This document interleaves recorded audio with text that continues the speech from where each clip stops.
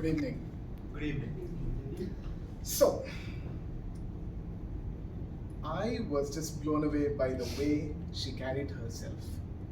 The calmness, the confidence, and more importantly, that rate of speech was so clean, so slow and nice and steady that we could really understand that whatever she was trying to tell us. General Evaluator, Toastmasters, Muthulakshmi, I loved your speech. The rate of speech, the confidence, the calmness really was very good. And every speech can be improved. When we talk about an inspiring speech or a captivating speech, stories matter a lot. And I'm so glad that you brought in a story. There are a couple of things that could make your speech even more interesting, more captivating.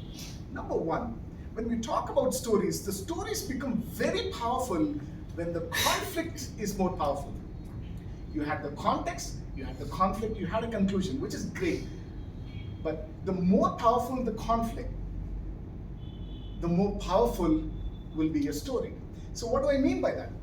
Well, if you mentioned that you had to go through the chickenpox when you were pregnant, what if you could have really explained to us, painted a picture, created that scene, the struggles that you went through?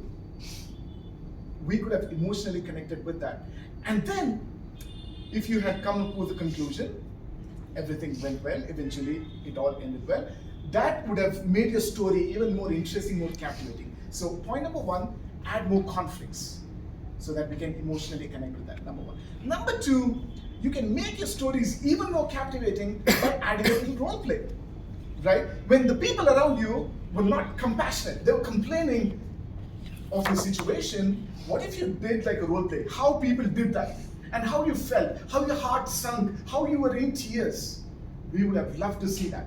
Paint a picture, create the scene, right? And then, if you told that, okay, now after all that, my mother was my mentor. And she helped me overcome the situation, and now I have a healthy baby, and I'm so proud of it.